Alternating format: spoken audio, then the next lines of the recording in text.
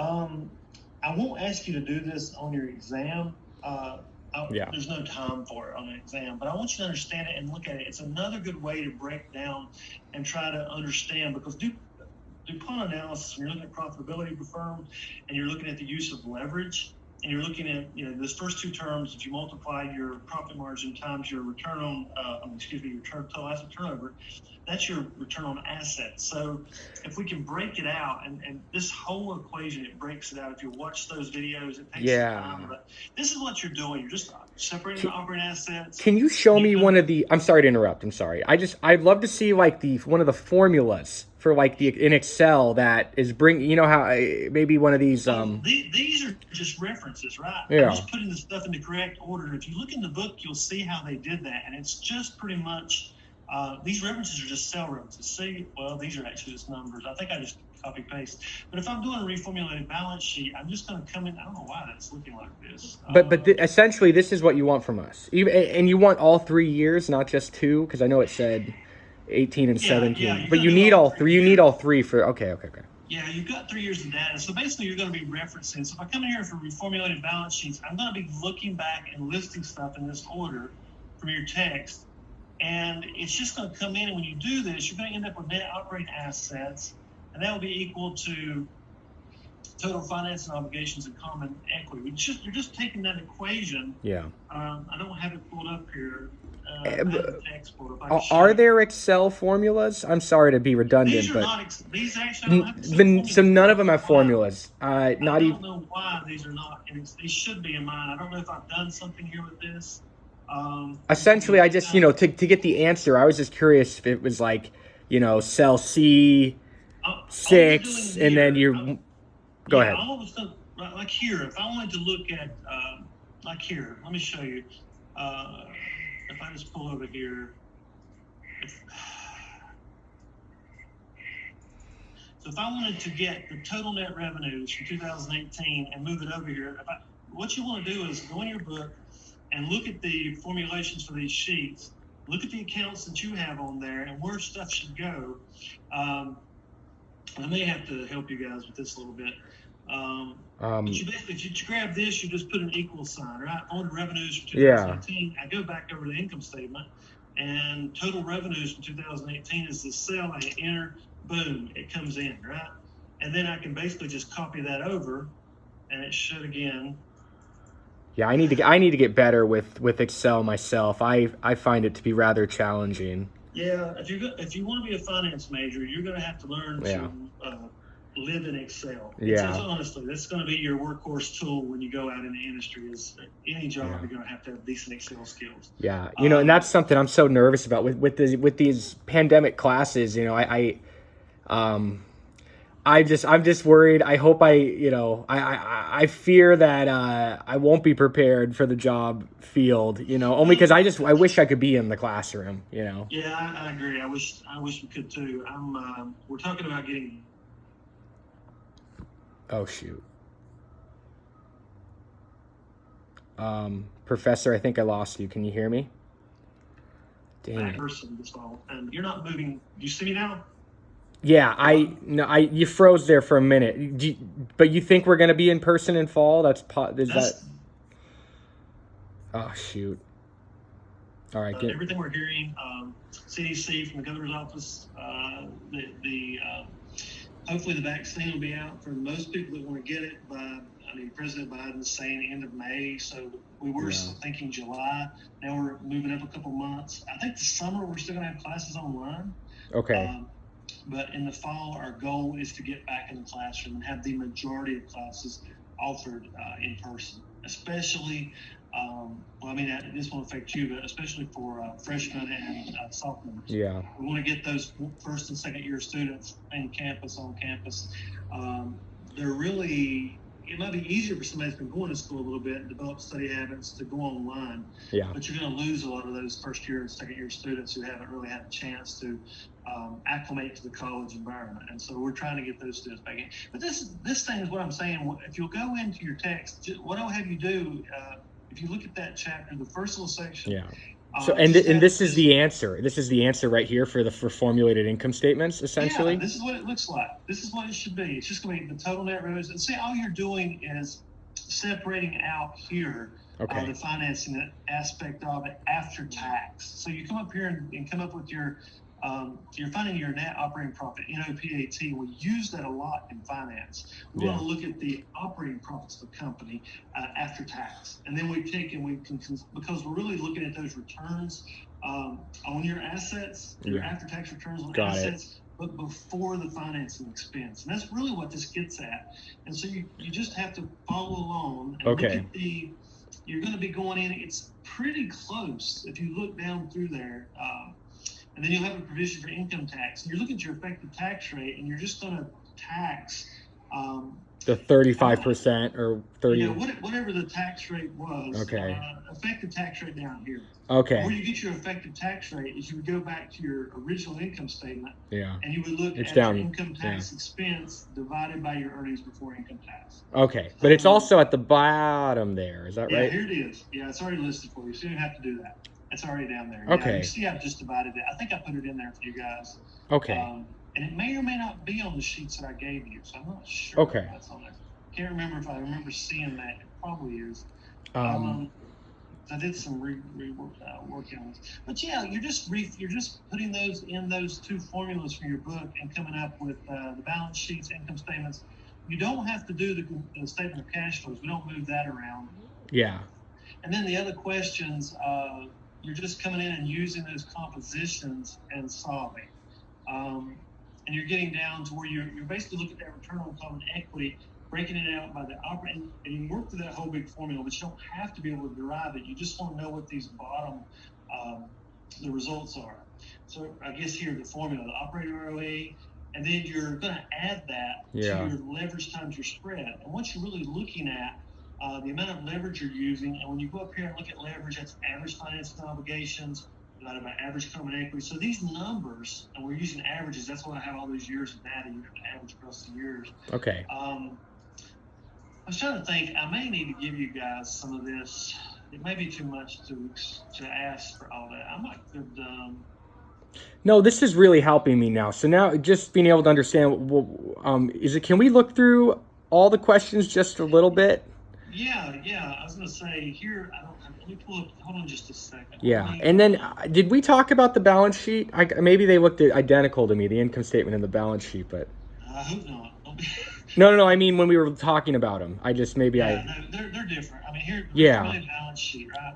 We come up with operating assets. Okay. And there is a thing in your book that talks about cash and whether to treat cash as a financial asset. And this, we're going to treat it as an operating asset. So all these things are just listed down, right? It looks just like a regular balance sheet for the most part. You come down long term, all this, because financial assets are those assets that are the company owns just for the purpose of generating interest income. They're not part of your, or really they're held for that reason, or they're held like maybe to offset debt. Like a financial asset, you may have a sinking fund for a bond, where you've issued debt and you're putting money away that cannot be used as part of your operating activities. It is specifically earmarked for a financing obligation. So it's a financing obligation, and those are matched. We have operating assets, which is basically everything, unless we've denoted something. And we're counting all this stuff as operating. Short-term investments, cash that we're going to convert back to use for financing operations. All these things are just listing, so they're pretty much the same.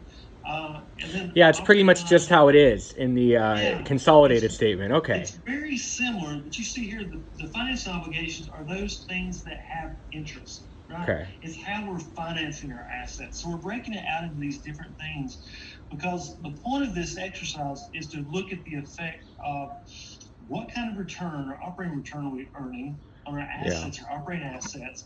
And then if we look at the amount of leverage and this spread, the spread is going to be the difference between the financing cost and the operating return on assets. It's like, because here's the deal, you can continue to use debt, use leverage, take on more, as long as you're earning a higher operating return on your assets than your financing cost. Okay. And that's what this is getting at. It's trying to show that relationship.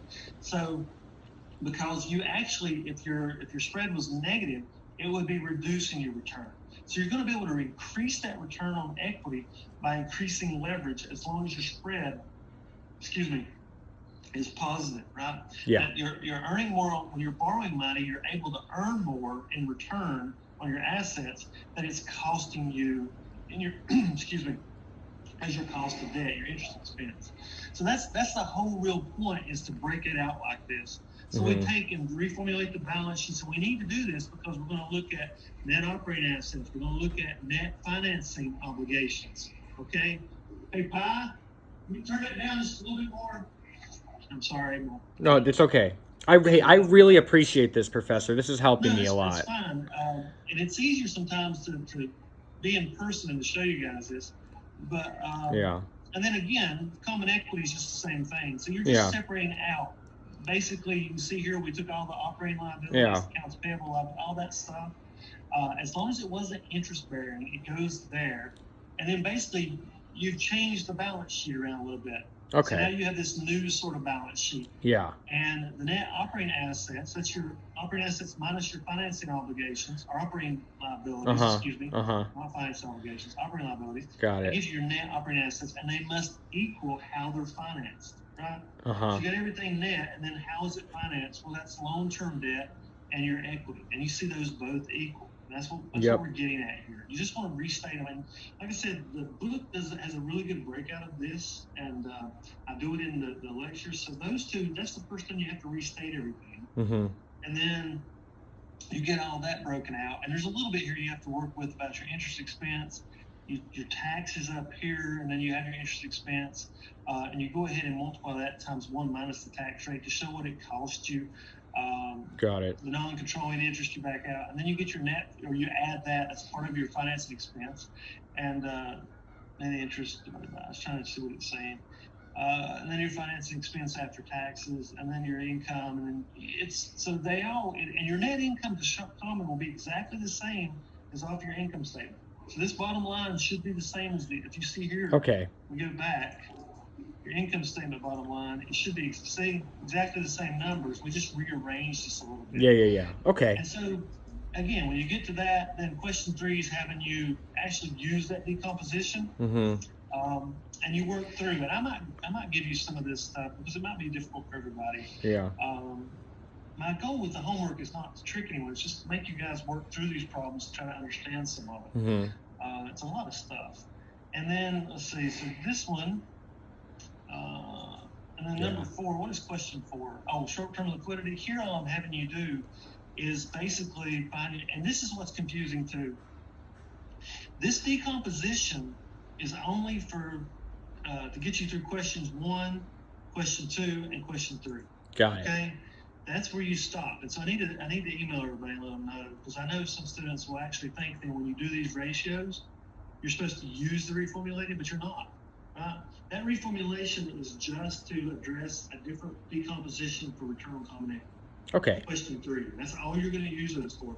And then when you use question 4, you're actually going to go back to these original statements. Yeah. Okay. You're going to go back there. You're going to get current asset. What those are. And then I ask you to do it without the deferred revenue, without that the store cards. You can look and see, because the store cards don't, for Starbucks, those everybody has their gift cards, right? You can get your coffee. Well, they don't actually represent a liability in the sense they are a liability. Starbucks will only recognize that deferred revenue when they actually provide that service, that cup of coffee or whatever. But it doesn't cost them. It's not like a cash liability sitting there. Yeah. So that's why in this one case or in the book they back it out. You can see that their current ratio is much higher. How do you I'm sorry, how do I find that data for deferred revenues? Where is with the store cards? Where exactly is that? If you go here to the original balance sheet that I give you, deferred revenue. Okay. Right here, stored value covered liabilities and current portion of deferred revenue. Okay, so is what we're looking at. You subtract that from the net, and then you subtract it from your total current liabilities. And and then run the equation again. Yeah, then you just the same numerator, your current assets, right? And you just take that one part out of your current liabilities. Okay. That's what you're doing. You just take total current liabilities, subtract that out, to get that amount. And you can see that's basically when I come in here and look at that. Yeah. It references my balance sheet. That would be current assets divided by my balance sheet current liabilities. Oh, cool. Here, current assets, and then in brackets, I basically took current liabilities, subtracted out that one cell, that one reference to the stored value. That's all you're doing. And then here, quick ratio, same thing. Here we just use cash, short-term investments, and accounts receivable divided by current liabilities. That's what I did. I just those three things for the current. Operating cash flow, I'm pulling my operating cash flows from operations off the cash flow statement and dividing it by my average current liabilities. It's the formula's in the book, so it should be in the slides also, or the videos I posted. And you're just basically plugging these in. That's all you're doing. Okay, and here we're doing average. So make sure, be careful, like when you're using a balance sheet, you're pulling two things off the same balance sheet at the same time. Yeah. You don't have to do averages, right? They're both point of time numbers off the same sheet. But when you use a number off of a balance sheet and a number off of an income statement or a cash flow statement, and you're going to use those, then you have to use averages, because your cash flow statement represents a period of time, your income statement is a period of time, and your balance sheet is the end. It's a point in time. So we want to, if we're looking at the period, we want to take that period measure, like here, operating cash flow on top, and we want to do the average off the balance sheet. So we're using average accounts, and that's really what you do when you have one of the flow accounts, like an income statement account, anything that references back to the balance sheet from either income statement or cash flow statement, you average. And you see that's what I did here. I averaged those two results by 5. Okay. And the same thing here. I just did the same. It's a little bit dirtier formula because you have to subtract out, but it still averages. Yeah. So that's now when I ask for short-term liquidity, there's a little section in the text. I talk about short-term liquidity. I just want to see that you could do those couple formulas and find the and this way, if you do them yourself and have to key them in, that means you have to go back and find these. You have to be able to find them. Yeah. You're building a model. You're going back and pulling data from an actual balance sheet, and these are real balance sheets, right? These are real financial statements from Starbucks. So you're actually doing real finance. This is real finance. You're finding those numbers yourselves and building your own formulas to access that data. So that's what you're doing here. It's not a hard assignment. It's pretty straightforward. And number 5, I think I asked for what? Cash flow cycle. So the cash flow cycle, we talk about that. Yeah. You're looking at your, basically you want to look at the cash conversion cycle, or cash flow cycle. It's when you think about a company, the first thing you do is invest money in inventory, whether to produce a good or to buy a finished good. So you're going to have to invest cash and tie up cash in inventory, and then you make a sale. And so if you make it on cash, that's great. You convert it back to cash. But if you finance it with accounts receivable, then you have to carry that account for a certain amount of days, and that requires cash to finance that. Okay. So you're basically financing sales if you give people credit. You're offering you have to finance that because you paid for inventory and you still have to collect for the sale. And then if you look at this, the last thing you do is you take your days in payables, your accounts payable and trade credit, and you look at that number of days. If your creditor is selling you inventory on credit, they're giving you a loan. So you can back out that number of days from the days in inventory and the days in AR. You subtract the days payable. It gives you the number of days left over that you'll have to finance externally. And that's what this is. If you look at the book, you can find your accounts receivable turnover. Here I've got income statement, that would be sales. And I divide it by my average AR. That gives me my accounts receivable turnover. Okay. I need that. I don't have to have it. I could just calculate days sales outstanding, but the easiest way is just to take 3, and that's the way you can see and do both formulas. But your days, basically, you just take 365 and divide it by your turnover, and the math works out for that. But it's an easy way to calculate it. Inventory turnover, you're going to take your cost of goods sold and divide it by your average inventory, okay? And then your days in inventory, you see 365 divided by your inventory turnover. Same thing for accounts payable is a little different. Here you have to use a formula out of the book or out of the slide or the videos I posted to find purchases. And purchases equals the cost of goods sold plus I think it's either plus, I always have to write it down. minus inventory. So it's cost of goods sold.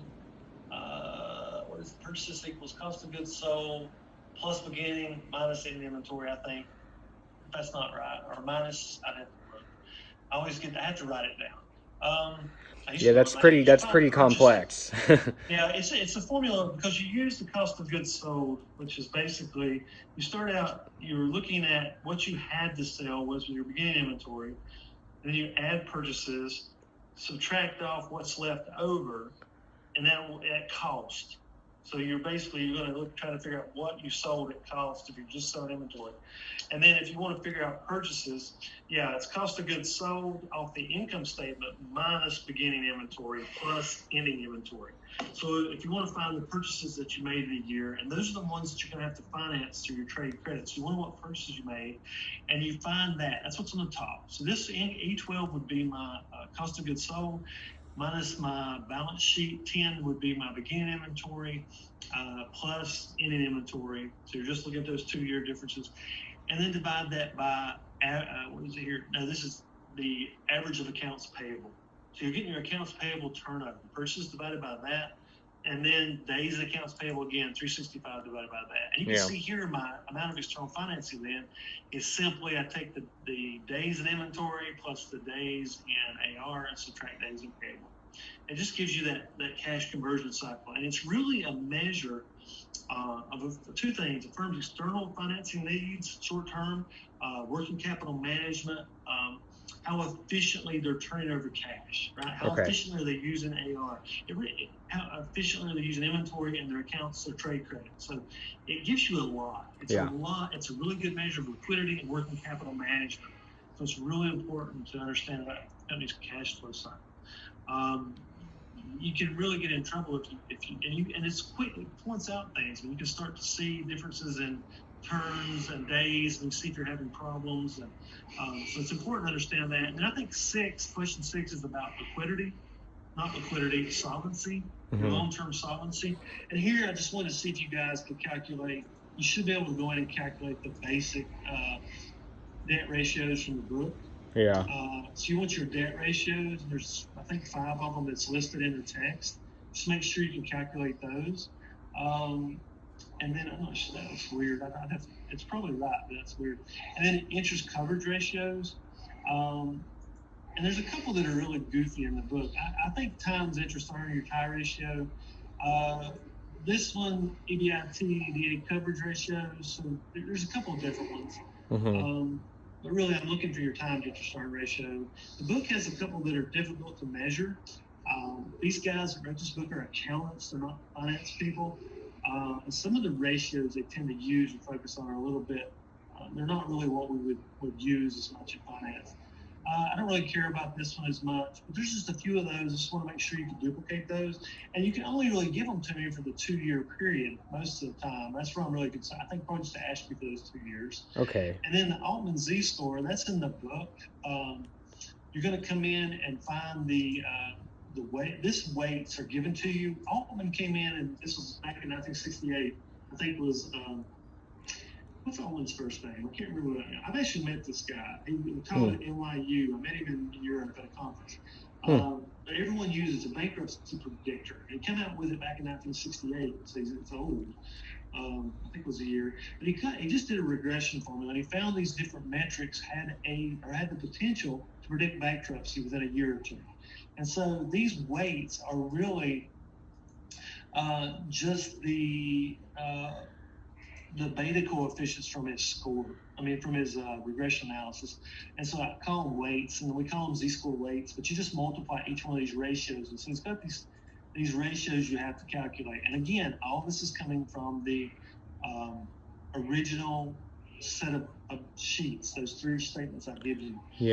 So I need to post a note today. I think I will that you asked me, because I see why some of this can be confusing. So, okay, can we look at one, I'm sorry, can we look at one of the Excel formulas in part C when you click on that? Which one? The ratio formula when you click on one of those cells. Right here.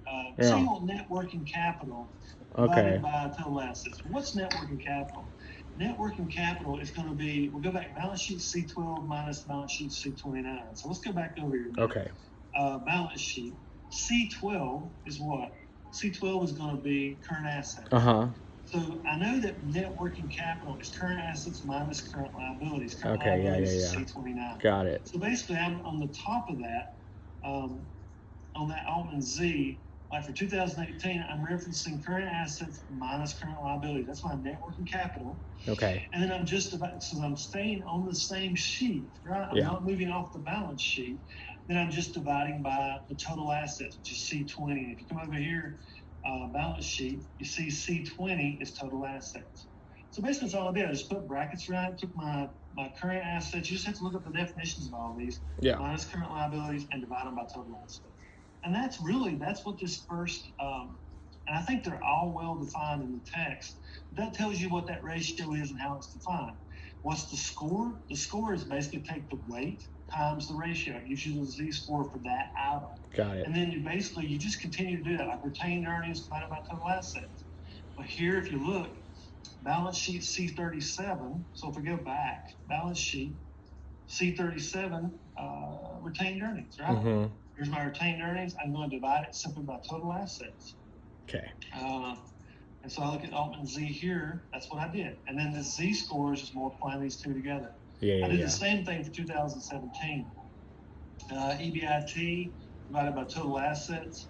And it says using operating income. So we're using EBIT. And then they have a couple of different definitions. This is why this may be confusing. These should not both be added in. I think I've got them here for some reason. I'm not sure. Yeah, I've got it using operating, using Wayland. So I've differentiated it here. Wayland uses an alternative ORA definition for EBIT, and you can use operating income. So either one, you see it does change the score. It doesn't matter. The Z-score, there's a range of Z-scores. So it's less than 2 point something. It's in a gray range. If it's greater than 2.2 or I can't remember the actual Z-score ranges anymore. I have to look them up. We all run Z-scores, but like I said, it's sort of old, and most companies are not going to be near bankruptcy. Okay, but the authors include this, and still, I was just looking at the paper I'm presenting tomorrow. I have Altman Z's in there. It's something a lot of us use just to look at maybe the financial constraint of a company. Are they constrained? Are they in bad shape? There's a lot of things that'll jump out at you before you get to the Z-score. Okay. But yeah, this one, like using operating income here, you just use E20 off the income statement. So if I look at income statement, and I know I said to use averages when we're doing most formulas. Altman's thing did not do that. When he originally wrote this paper, and you'll find in a lot of finance papers, finance authors don't use averages. So Altman just used total assets at the end of the year and the EBIT. Now, I don't care if you use averages, and I know it's confusing, but these are the specific formulas for Altman's Z-score. And so when you see it in the book, it doesn't say EBIT divided by average total assets, it just says total assets. So when we come back over here, income statement, let's see where I get to it. I didn't get to it. Income statement. So I'm going to take my, and I don't know if I did these for you on what I gave you. I might have went back and put them in, but you may have to actually, I don't remember. I have to look and see what I posted. But you can calculate operating income, and then you have these other things that we have here. I don't know what this is. But anyhow, you just take your EBIT here and divide it by total assets. I think that's what we do. Okay. And then the other one was the definition that's Wayland. The authors of the text come up with a little bit different definition. And theirs is what? E27, E26 minus E24. 27, 26, 24. I have to look back and see what they're doing. But you still divide it by total assets. If you do one or the other, whatever, I don't remember having the homework. Okay. That's really what I'm looking for. But yeah, and then it really works in group grades. Never mind. That's something different. I was doing groups. I let groups work on this before. Yeah, I think there's 8 questions, but that's 7 of them there. Okay. Yeah, one of them is I think you have to list the C's associated with credit risk. Okay. With credit analysis, look at the qualitative factors maybe. Yeah, but most of it I can do in Excel. Is that right for this assignment? Almost all of it is Excel, and you can actually list that one in Excel and just write them out. I don't care. All right. But like I said, if you get the consolidated statements, I need to send out something to everybody so they won't, this reformulated Those two things are just for question 3. Uh-huh. So I want to reformulate that's question 1, question Oh, shoot. 2, I think, and question 3 uses the data from question 1, question 2. Mm-hmm. Question 4 and going forward is using the original sheets that I gave you. Okay. But and I don't give you guys the format. I let you sort of present it to me how you want to do it. This is what I put together to double check when I'm grading. I pull it up so I know what the answers are. Yeah. And again, if you get close, if you get in the right neighborhood, that's why it's a little bit more difficult assignment. It really is. It's not.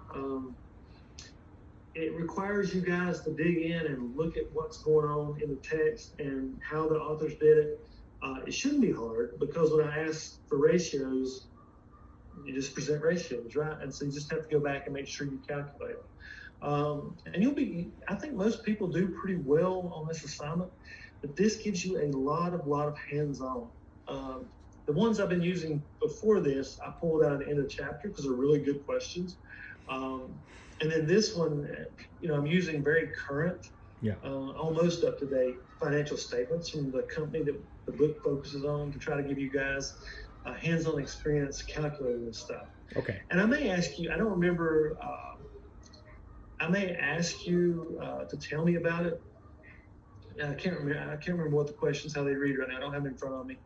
I can pull them up though. Let's see. Let me look. Homework assignments. Let's see. Chapter 5. Winter assignments. Okay. Here's this assignment. Mm-hmm. So reformulate the balance sheet, 2017. I've got 2016 there. You don't have to do that year. I think I had it listed, but it's not a big deal to do it. It's there. You don't have to. And you're just doing it straight out of the book, this alternate. Then the income statement is the second part. And I do go through that in detail in the lecture, but it can be difficult. And then using that. And so here, and then I ask you to discuss the liquidity. So I want to see the ratios, and I do ask you to discuss that so you can tell me what's happened, right? Okay. Not just to be able to do, and I know I don't have anything, really ratios should be looked at in relation to an industry. They should be looked at in relation to some kind of comparable. But you can look at a company and just look at how theirs are changing through time, right? Serial analysis. So we can sort of calculate these and see what's happening and sort of make a statement of, a little bit of just looking at a company's financials.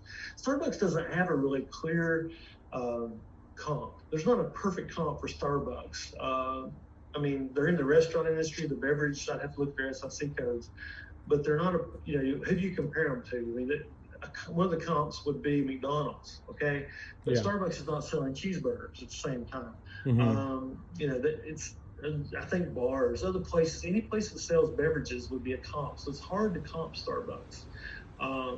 Exactly. So you have to sort of look and understand the ratios and say, Starbucks is really healthy, really good. So, and that's it. Number 7 was the qualitative factors. And it's in your book. I just want to make sure you guys look through that and understood them. There's, I think, a handful of those, like 11 or something, or 7, 8, or 9. I don't remember how many.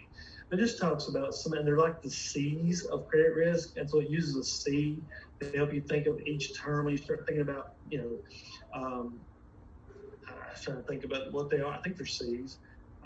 In my head, I can't think about them right now. It should be able to, but like character of the management, what the use of the funds would be. Why if someone's asking for a loan, what's the loan going to be used for? Okay. Their cash flows, can they pay the loan? Just different qualitative factors you can think about. I can always go back and sort of look at that list. I know what to think about, but I don't want to give you the wrong answers off my head. But I'm not so concerned about that one. I just wanted to make sure you guys could sort of plug in, be able to access data and move it around, show me that you can work with Excel a little bit. Okay. I know it's not an Excel class, but if you're doing financial statement analysis, you have to be able to use Excel to do it ultimately. Got it. But that's what this is for. Okay. No, that was really helpful, Professor. Thank you. I think I feel more confident. we'll see how you do. I think you'll be fine. And if you need some extra time, let me know. Yeah, I was gonna say I already am thinking I may need time because there's only 9 days from today. So if as soon as I actually got assignment 4 in on time, I made it a personal goal to just make that happen. So I'm gonna try to get this done on time, but I'll email you if I need it, Professor. It's fine. I'm gonna go ahead. I think we'll have our next exam. I need to pull up and see. I've got an exam. Well, I sent you guys a text. 3:54. We're going to have an exam. Yeah, coming up in next week. And it's just going to be on 6, 7, 8, and 9. Okay. And just those 2 little sections in chapter 9. So it's not terribly difficult, but it is a lot. You got a lot going. Taking these 2 classes together. Oh yeah. It is a lot. But we'll have an exam. I have to look back. I redid that. So we'll probably have an exam in a couple weeks on very soon on chapters 4 and 5. And when you're done, I just had one final thought about Stock Trader too. Yeah. So I've made the trades, but I don't think I've understood how to work with the material. You mentioned like there were questions and things to work through. That's required for the credit? Yeah, let me show you. Okay, please, thank you, because I don't quite understand. Pull that up. Because I want to get as much credit for that as I can, Okay, I don't know what I've done here, but I don't want to mess it up. So let's see. Boom, boom, boom. Where's Stock Track? Let me see. Stock Track. Okay.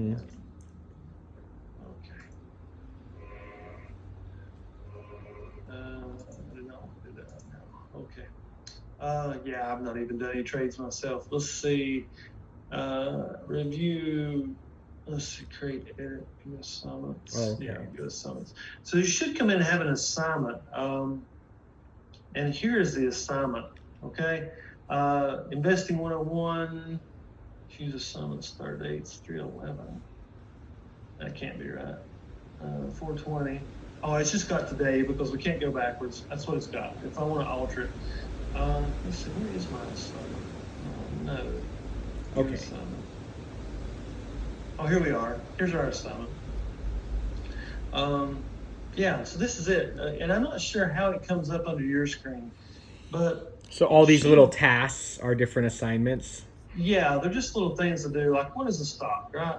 And so if you look at this, pull it up, see what I meant? It's just a little quick thing to read through. Okay. Cool little pictures. So yeah. It keeps you sort of interested. You can read through, buzz through it really quickly. Is there like a question at the end or something to answer? Yeah, they've done a good job with this. I mean, they made it interesting to look at. But if you get down to the bottom, it talks a little bit about stuff. Some of them are a bit bigger. You have a little video here. Trading, it talks about how to trade. This one's a little bit bigger than a lot. And then the pop quiz, right? So you can do this pop quiz. Okay, so every one of those little assignments I have to complete by the end of the semester. Yeah, they don't take but a little bit to do those. So, I mean, that was the thing. If you can do one a day or something, you'll run through it fairly quickly. And again, you don't have to read it all. That's the next question. Let's see. Here, let me, if you don't mind, I'm going to... Okay. 5 little questions, right? What does a stock represent? A loan, a percentage of ownership, includes assets, profits, contract for company's goods, stocks. So it's a percentage, right? It's a percentage of ownership. Next, stock, what's preferred stock? Stock gets paid dividends first. Well, that's true. Owners vote in no. Preferred typically does not have any voting rights. Stock's always worth the most, no. Owned by managers, no. So it's got preferential voting, preferential dividends is what preferred stock is. IPOs, initial public offering, right? Company first sells its shares of stock to the public. That's what I mean. Just quick little questions, right? Yeah. How many shares outstanding? It's going to be, I can tell you right now, it's going to probably be the largest one. Apple would have billions of shares outstanding, I feel like. Where were the first stocks created? I don't know. I'm thinking it's in London. Okay. I'm thinking in London. But anyhow, I don't know. Sometimes I don't get it. You got 4 questions right, so I must have missed one, right? And you just need to get a certain number at least. Yeah, you don't have to get them all right. You can try again. I think I give you unlimited tries. So, now, and I'm sorry to be redundant, but where exactly is this again? Because I'm here on my own Stock Trader. Is it under my portfolio? No, it's dashboard assignments, I think. Okay. Yeah, I don't know. Mine has got a different dashboard because I'm the administrator, so I'm not sure. I'm having a hard time here. I'm I not think I sure. found it. There's quite a few. There's like what looks to be, gosh, maybe like over 50 questions or something. Does that sound about right? Well, this is the assignment. It looks terrible. But like I said, Yeah, these are I'm just making little. sure I'm looking at the right thing here. Okay, stock Yeah, games. there's the ones I have checked. Like I don't have you do those. I think what is a stock? What's the ticker symbol? Understanding stock quotes. Why invest? They're short little things though. Some of them are really short. What is an ETF? What is a mutual fund? What are bonds? How to choose compare stocks. So some little stuff like this. I think I had you do the personal interest, personal lessons maybe, which just because I want you guys to understand, and I think you've done this in class anyhow. These may take a little time, too much time. Like these chapters, they didn't have this last time. But there are 10 little chapters, and they shouldn't be terrible. Like if you do some of this stuff in order, when you get here, it's got these little things to look at. But some of them you will have already done, so you don't have to do them again. But they basically, that has a little tiny exam at the end of it. But they're just little quick, like bank and credit union. If I click on that, see, it's just a little tiny page. There's not much here, right? Okay. So, but so all these in this assignment tab, all of these, this list of assignments. That's every single one of these you can view it and then you can participate in it. It looks like. Yeah. And they'll have little quiz at the end. Have a little exam or all right. Quiz. I think I understand. I will get started on these. I wasn't aware of what was required. I'm glad I asked, and I'll get as much of that done as I can. Yeah, if you take 10 minutes a day or something, you'll buzz through them. Yeah. It wouldn't take long. Yeah. You're a little bit, it's a little bit into the semester now, but you may have made it more than 10 minutes. But Yeah. I messed up. I'm going to have to do my best to make up these. Yeah, there's a little bit of stuff over here. We'll see how everybody does. I'm running behind too with everything. So I'll look at this. We'll see where everybody's at, a couple weeks before the end of the semester, and I may adjust the assignment. But try to get it. It's really good stuff. Okay. It's excellent stuff to give you, and this is a really cool tool. Yeah. They quit offering it this year. I got you guys. They're like $30-something to use this for a semester. They used to give it with the book, and I've used this book for a couple years, and it was, if you bought the book, you got it. And this year, they went ahead and allowed me to have these for this class, but they're not going to be doing it anymore. You have to buy it going forward. So I don't know that I'll actually require it after this.